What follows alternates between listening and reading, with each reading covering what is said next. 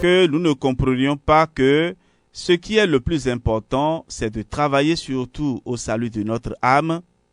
Gain, études, travail, divertissement, commerce, famille, carrière, toutes ces choses sont des réalités secondaires au regard du salut de l'âme. Que sert à l'homme de gagner l'univers s'il vient à perdre son âme? Matthieu 16, 26. Et encore cette parabole. Les terres d'un homme riche avaient beaucoup rapporté, et il raisonnait ainsi en lui-même. Que ferai-je? Voici, dit-il, ce que je ferai. J'abattrai mes greniers, j'en bâtirai de plus grands. J'y amasserai toute ma récolte et tous mes biens. Puis je dirai à mon âme, tu as beaucoup de biens en réserve pour beaucoup d'années. Repose-toi, mange, bois et réjouis-toi. Mais Dieu lui dit, insensé, cette nuit même, ton âme te sera redemandée. Et ce que tu as préparé, pour qui cela sera-t-il? Il en est ainsi de celui qui amasse des trésors pour lui-même et qui n'est pas riche en Dieu. Luc 12, versets 16 à 21.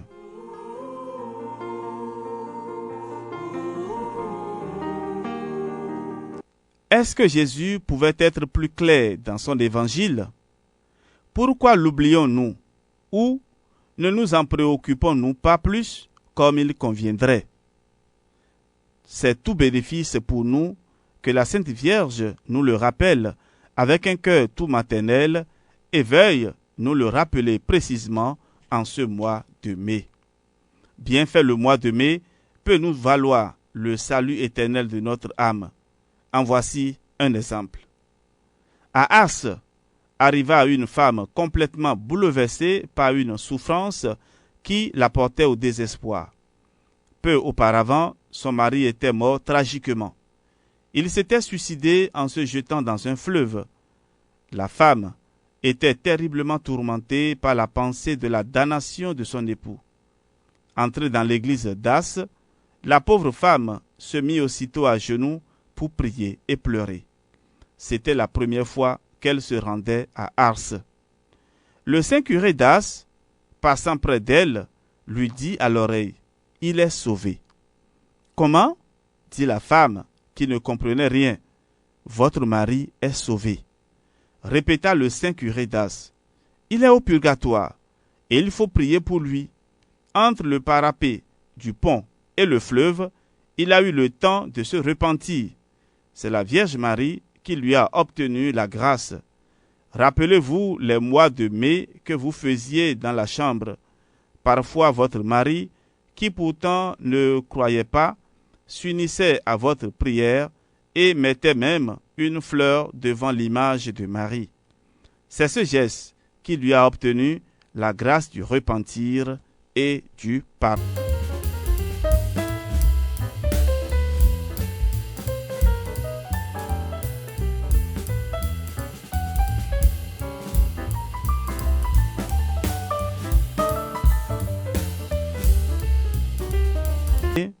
Celui qui prend soin du salut de son âme ressemble à Marie de Béthanie qui se tenait aux pieds de Jésus, attentive aux paroles de vie éternelle. Marthe, au contraire, qui se donnait des soucis pour tant de choses, est l'image de ceux qui se préoccupent des choses terrestres et secondaires et n'ont jamais le temps de s'occuper de leur âme. Pourtant, le salut de l'âme reste toujours l'unique chose nécessaire. Que nous sommes stupides si parmi les dangers de ce monde, nous négligeons cette unique chose nécessaire. Saint Gabriel de Notre-Dame des Douleurs écrivit une lettre à un compagnon de collège. Entre autres choses, il lui disait « Tu as raison de dire que le monde est plein de dangers et de pièges et qu'il est très difficile de sauver son âme. Malgré cela, tu ne dois pas perdre courage. »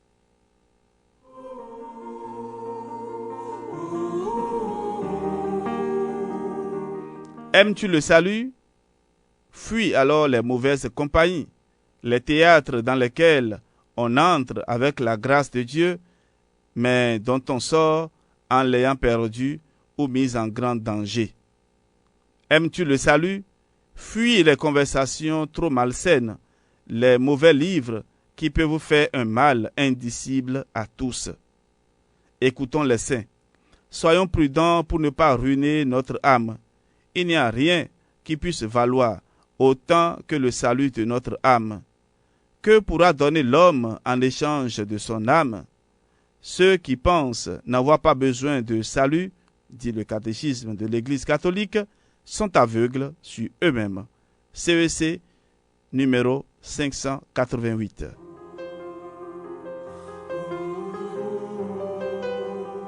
Frères et sœurs bien-aimés, un jour que le saint Padre Pio de Pietrelcina passait lentement au milieu d'une foule de gens, un jeune lui cria de loin, « Père, dites-moi une parole décisive, que dois-je faire ?» Saint Padre Pio posa sur lui un regard grave et lui répondit aussitôt, « Sauve ton âme. » Frères et sœurs bien-aimés, voici l'essentiel. Tout le reste disparaît. Le salut de l'âme dure pour l'éternité, et la Vierge veut nous assurer le salut avec notre collaboration par l'utilisation des moyens de salut. La prière, les sacrements, la pénitence, les bonnes œuvres et particulièrement par la dévotion mariale. Saint François d'Assise, dans la célèbre vision de Frère Léon au sujet de l'échelle blanche et de l'échelle rouge, nous assure que la dévotion à la Sainte Vierge est une garantie de salut. De fait, tous ceux qui gravissaient l'échelle blanche, au sommet de laquelle se trouve la bienheureuse Vierge, arrivaient au paradis. Ceux qui gravissaient l'échelle rouge, au contraire, faisaient de vains efforts.